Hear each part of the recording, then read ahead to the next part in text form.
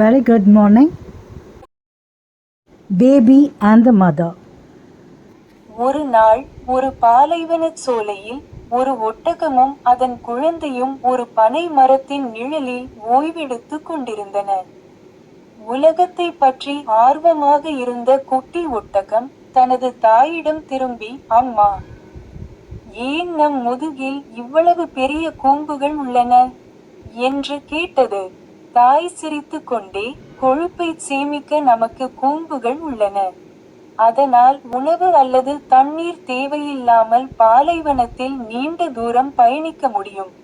இது இந்த கடுமையான சூழலில் நாம் உயிர் வாழ உதவுகிறது என்று பதிலளித்தார். குழந்தை ஒரு கணம் யோசித்து, நமக்கு ஏன் நீண்ட கால்களும் பெரிய மெத்தையுடன் கூடிய பாதங்களும் உள்ளன என்று கேட்டது. தாய் விளக்கினார், எங்கள் நீண்ட கால்களும் அகலமான பாதங்களும் மென்மையான பாலைவன மணலில் மூழ்குவதை தடுக்கின்றன, இதனால் தரை வெப்பமாக இருந்தாலும் கூட நாம் நடக்க எளிதாகிறது. பின்னர் குட்டி ஒட்டகம், எங்கள் நீண்ட இமைகள் பற்றி என்ன என்று கேட்டது. எங்கள் நீண்ட இமைகள் மணல் மற்றும் பிரகாசமான சூரியனிலிருந்து நம் கண்களை பாதுகாக்கின்றன என்று தாய் சொன்னாள். அவை நம்மை பாதுகாப்பாக வைத்திருக்க ஒரு கேடயம் போல செயல்படுகின்றன.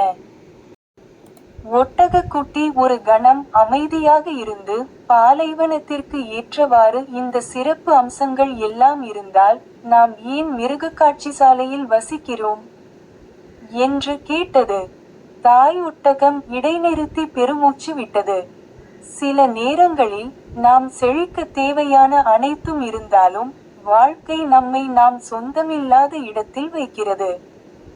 ஆனால் அதை சிறப்பாக பயன்படுத்திக் கொள்வதும் வலுவாக இருப்பதும் நம் கையில்தான் உள்ளது. கதையின் நீதி, வாழ்க்கை உங்களை எங்கு அழைத்துச் சென்றாலும் உங்கள் தனித்துவமான திறன்களை பயன்படுத்தி தகவமைத்து செழித்து வளருங்கள். Thank you and bye.